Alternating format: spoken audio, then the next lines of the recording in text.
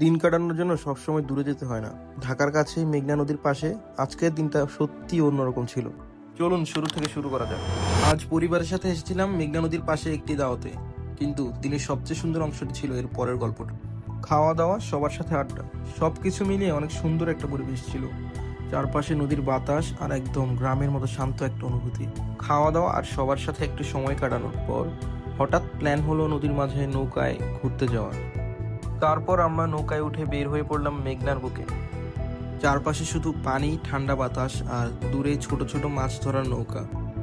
এমনই একটি ডিঙি নৌকা দেখে আমরা তাকে দাঁড় করালাম। তার কাছ থেকে চিংড়ি সহ কিছু নাম না জানা মাছ কিনে নেওয়া হলো মাত্র 900 টাকায়। আর একটু সামনে গিয়ে আমরা খুঁজে পাই আরও দুটি মাছ ধরার নৌকা। তাদের কাছ থেকেও 1900 টাকায় আরও কিছু মাছ কিনে নেওয়া হয়।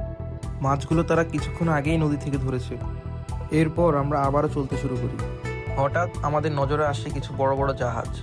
তার পাশাপাশি ছিল সিমেন্ট উৎপাদন কারখানা। দৃশ্যগুলো ছিল খুবই মনোমুগ্ধকর।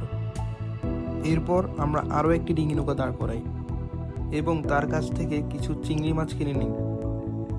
ঘাট থেকে আমরা এই আমগুলো কিনি এবং এর স্বাদ ছিল অসাধারণ। দেখতে দেখতে বিকেল গড়িয়ে সন্ধ্যা। সময় এখন ঢাকা ফেরার। আপনারা যারা ভাবছেন যাবেন, কিভাবে যাবেন, কোথায় যাবেন, কমেন্ট করুন মেঘনা। সকল ডিটেলস চলে যাবে আপনার ইনবক্সে।